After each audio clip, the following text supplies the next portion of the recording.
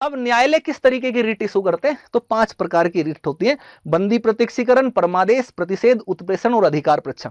ठीक है, इन 5 प्रकार की रिट्स को देख लेना। बहुत डिटेल से अगर आपको पढ़ना है तो मैंने लाइन बाय लाइन लक्ष्मीकांत भी करवाया। देखिए मैं आपको बार बार बता दे रहा हूं, ये केवल रिवीजन क्लास है, रिवीजन के लिए है। बहुत डिटेल में एक एक चीज खुल खुल करके जाननी है केस स्टडी से, तो यूट्यूब पर जाना, सर्च करना मेरे नाम से Lalit Yadav, line by line M Laxmikant, तो डिटेल से मिलेगी, बहुत डिटेल से मिलेगी। 250 घंटों में मैंने पूरी लक्ष्मीकांत करवाई है उसमें, 250 घंटे से भी, हिंदी में भी बाइलिंगुअल में भी। ठीक है, लेकिन ये केवल रिवीजन है, इसलिए हम बहुत फास्ट फॉरवर्ड लेकर के चल रहे हैं ताकि आपको रिवीजन हो जाए। तो हम बंदी प्रत्यक्षीकरण का देख लेते हैं। बंदी प्रत्यक्षीकरण का मतलब बेसिकली क्या होता है कि शरीर को प्रस्तुत किया जाए। शरीर को प्रस्तुत किया जाने का मतलब कि किसी ने आपको गिरफ्तार कर लिया और उस वो अदालत में नहीं लेकर गया। ठीक है, तो हैबियस कॉर्पस जो है वो बंदी प्रत्यक्षीकरण क्या रिट के तहत क्या किया जाता है कि भैया उस व्यक्ति को पेश करो, हमारे सामने पेश करो। ठीक है, ये होता है। तो ये उस व्यक्ति के संबंध में न्यायालय द्वारा जारी आदेश है जिसे दूसरे द्वारा हिरासत में रखा गया है और उसे न्यायालय के सामने प्रस्तुत किया जाए। ठीक है, तब ऐसे में अगर किसी, मान लेते पुलिस ने आपको गिरफ्तार कर लिया और न्यायालय के सामने नहीं ले गए, ठीक है, जबरदस्ती आप पे कोई किसी चीज को लेकर के प्रेशर बनाने की कोशिश कर रहे हैं, तो ऐसे मामले में आप हाई कोर्ट, सुप्रीम कोर्ट में जाओ, जाकर के बोलोगे भाई तो हमें गिरफ्तार कर रखा हमारे किसी बंदे को, बंदी को, और बिना बात के गिरफ्तार कर रखा, तो सुप्रीम कोर्ट रिट इशू कर देगी कि भैया पेश करो हमारे सामने। अब पेश करेंगे, अब पेश करेंगे तो जब पता चलेगा कि भैया अगर इसको जबरन हिरासत में रखा गया है तो उसको स्वतंत्र कर देगा, कोई गलती नहीं है, स्वतंत्र कर देगा। ठीक है, आपको आजादी दी जा सकती है। तो ये जबरन हिरासत में रखने के विरुद्ध आपकी स्वतंत्रता है। अब ये चीज ध्यान रखना, ये रिट ऐसी रिट है जो सार्वजनिक प्राधिकरण के खिलाफ तो मिलेगी ही मिलेगी, इसके साथ साथ निजी व्यक्तियों के खिलाफ भी मिलती है। मान लेते हैं कि किसी ने किसी का किडनैप कर लिया, एक व्यक्ति है उसको पैसे की जरूरत है, उसने किसी का किडनैप कर लिया।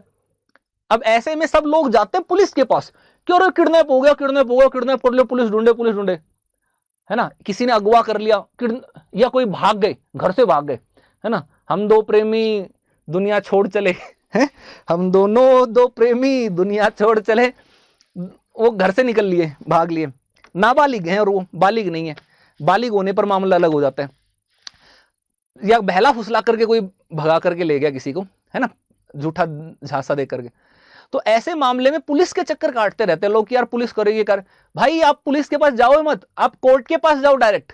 जैसे पहले पुलिस में एफआईआर वगैरह सारी चीजें करा लो, 24 घंटे का इंतजार करो, 24 घंटे के अंदर अगर वो नहीं मिलते हैं तुरंत सुप्रीम कोर्ट पहुंचो, 24 घंटा 1 मिनट होते ही, और जाकर के बोलो कि हुजूर देखो ऐसी ऐसी समस्या है, तो सुप्रीम कोर्ट रिट इशू करेगी। पूरा पुलिस महकमा पूरी शिद्दत के साथ जुट जाएगा आपके उनको ढूंढने के लिए, गुमशुदा को ढूंढने के लिए। ठीक है, तो वो एक सही तरीका है। तो निजी व्यक्ति के खिलाफ भी मिलती है, सार्वजनिक प्राधिकरण के खिलाफ भी आपको ये जो है वो मिलता है। अब आ जाते हैं मैंडेमस यानी परमादेश। परमादेश का मतलब है कि हम आदेश देते हैं। हम आदेश देने का मतलब, अगर हम बात करते हैं कि कोई सार्वजनिक अधिकारी है, कोई प्रशासनिक अधिकारी, वो अपना काम नहीं कर रहा, ठीक है, किसी काम करने से मना कर दिया, तो उससे पूछा जा सकता है कि भैया तुमने काम को करने से मना क्यों किया, ठीक है, किस लिए मना किया। तो सार्वजनिक अधिकारियों के प्रति सार्वजनिक इकाई, निगम, अधीनस्थ न्यायालय, प्राधिकरण, एक्सेट्रा एक्सेट्रा के खिलाफ जो है उद्देश्य इसको जारी किया जा सकता है। मान लेते हैं कि बैंक का कोई कर्मचारी है, ठीक है, आजकल आप सरकारी बैंक में इस तरीके की चीजें बहुत सारी देखते होंगे। बैंक में कोई कर्मचारी है और वो काम कर रहा है, ठीक है, अब ज्यादा बाहर बहुत लंबी भीड़ लगी हुई है, ठीक है, लाइन लगी हुई है, और वो कर्मचारी है, वो काम करने की बजाय वो इधर उधर की फोन पे बात कर रहे हैं, हेलो जानू, है इस तरीके से लगा हुआ एक दूसरे के साथ, या किसी के साथ भी बात करने में, या गेम खेलने में लगा हुआ है, पबजी और रुको रुको रुको दो, है ना, और तुम लोग खड़े हो लाइन में और तुम में काम करवाना, तुम बोल रहे हो भाई क्या कर रहे हो, काम कर लो, ड्यूटी के टाइम क्यों मैं काम नहीं कर रहे, फोन क्यों कर रहे हो, काम करो, फोन अपने घर पे जा करना। ऐसे में फिर देखना, आप उनके तेवर देख रहे हो, फिर ऐसे देखेगा यूं देख करके जैसे पता नहीं आपने क्या कर दिया है। कई देर तक पहले तो ऐसे देखेगा, नहीं करेगा, फिर जब शोर शराबा करोगे तो कहेगा, दरवाजा बंद करके वो आगे का जो होता है ना रोशन, क्या खिड़की का बंद करके, नहीं कर राजा कर ले, क्या करेगा।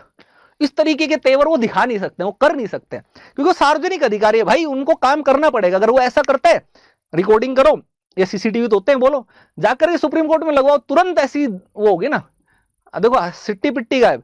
तो आपको ये पता होना चाहिए, लेकिन आपको राइट का पता नहीं है, तो वो करना पड़ेगा काम। मुझे पूछेंगे कि भाई क्यों नहीं किया, हम आदेश देते करो इसको, ठीक है, तो परमादेश हो गया। अब अगली रिट पर चलते हैं, उसको बोलते हैं प्रोहिबिशन। ठीक है, प्रोहिबिशन। अब प्रोहिबिशन को अगर हम बात करते हैं, रोकने की इसमें बात की जाती है। अब रोकने का मतलब क्या किया जाता है कि कोई भी ऐसा काम, ठीक है, जो अधीनस्थ न्यायालय के या अधिकरण के न्याय क्षेत्र के अंतर्गत नहीं है, ठीक है, तो उच्च न्यायिक कार्यों को करने लग जा रहे हैं वो, जो उनके क्षेत्र के अंतर्गत नहीं है, तो उसको रोकने के लिए ये किया जाता है। ठीक है, प्रतिषेध इसको बोलते हैं।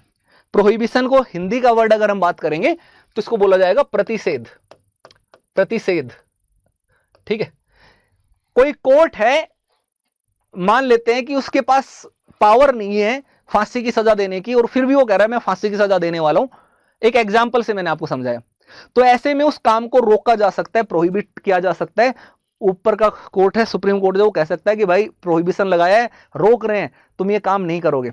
ठीक है, तो बेसिकली इस तरीके का चीजें जो है ना, अगर हम बात करें तो केवल और केवल अर्ध न्यायिक और न्यायिक इन प्राधिकरणों के विरुद्ध ये जारी किया जाता है। ठीक है, प्रशासनिक प्राधिकरण, विधायी निकाय, निजी व्यक्ति, उनके खिलाफ नहीं होते हैं। ये चीज बड़े ध्यान रखना, क्योंकि कई बार आपसे पूछ लिया जाएगा कौन सी रिट सार्वजनिक एवं निजी अधिकारी दोनों के खिलाफ जारी की जा सकती है ना, आपको पता होना चाहिए। कौन सी? बंदी प्रत्यक्षीकरण। आपसे पूछ लिया जाए कौन सी रिट केवल अर्ध न्यायिक और न्यायिक अधिकारियों के खिलाफ जारी की जाती है? प्रतिषेध। ठीक है, ऐसे कोई पूछ लिया जाए, इस तरीके से बताना है आपको। ठीक है, अब ऐसे ही प्रोहिबिशन के साथ साथ आता है सेरिसोटोरी, सर्टियोरी बोलते हैं अलग अलग। मेरे इंग्लिश की प्रोनाउंसिएशन बड़ा खराब है भाई, अंग्रेजी में बहुत बड़ा लोचा है। ठीक है, सर्टियोरी या सर्टियोरी, आप उत्प्रेषण बोलो, ज्यादा बढ़िया है। इसका मतलब होता है कि प्रमाणित कर होना या सूचना देना। अब इसमें क्या है, इसमें भी उच्च न्यायालय जो है वो अपने अधीनस्थ न्यायालय या जो अधिकरण है उनमें कोई मामला लंबित है, उस लंबित मामले को अपने पास स्थानांतरण के लिए पत्र जारी कर सकता है, बुला सकता है कि भैया ये हमारे पास भेजो। ठीक है, ये क्या है। इसके अलावा एक और है कि अतिरिक्त न्यायिक क्षेत्र या न्यायिक क्षेत्र की कमी या कानून में खराबी के आधार पर भी इसको जारी किया जा सकता है। ठीक है, तो ये क्या है, ये केवल निवारक है। ठीक है, ध्यान रखना, यह प्रतिषेध से हटकर जो कि केवल निवारक है। प्रतिषेध जो है वो केवल निवारक होता है, उत्प्रेषण जो है निवारक एवं सहायक दोनों तरीके का होता है। ठीक, तो अगर आपसे पूछ लिया जाए कि न्यायिक और अर्ध न्यायिक के खिलाफ जारी की जाने वाली रिट कौन सी है, तो उत्प्रेषण रिट और प्रतिषेध रिट ये दोनों होती हैं। लेकिन प्रतिषेध रिट केवल न्यायिक और अर्ध न्यायिक पर लगाई जा सकती है। ठीक है, लेकिन जो उत्प्रेषण है उसके मामले में क्या है कि न्यायिक और अर्ध न्यायिक मामले के ऊपर तो जारी की जा सकती है। सुप्रीम कोर्ट के 1991 के फैसले से यह व्यवस्था भी आ गई है कि ये प्रशासनिक अधिकारियों, प्रशासनिक प्राधिकरणों के खिलाफ भी जारी कर सकते हैं। ठीक है, तो ये सार्वजनिक, न्यायिक, अर्ध न्यायिक उनके खिलाफ जारी किया जा सकता है प्रतिषेध को। ठीक, अब एक और ध्यान रखना है कि ये निजी व्यक्तियों के खिलाफ ये आपको नहीं मिलता है। अब क्यों वारंटों के ऊपर आते हैं, इसको बोला जाता है अधिकार प्रच्छा। ठीक है, इसको बोला जाता है अधिकार प्रच्छा मेरे दोस्त, अधिकार प्रच्छा। ठीक है, अब इसमें क्या किया जाता है, इसे न्यायालय द्वारा किसी व्यक्ति द्वारा सार्वजनिक कार्यालय में दायर अपने दावे की जांच के लिए जारी किया जा सकता है। अवैध अनाधिकार ग्रहण करने से रोकता है।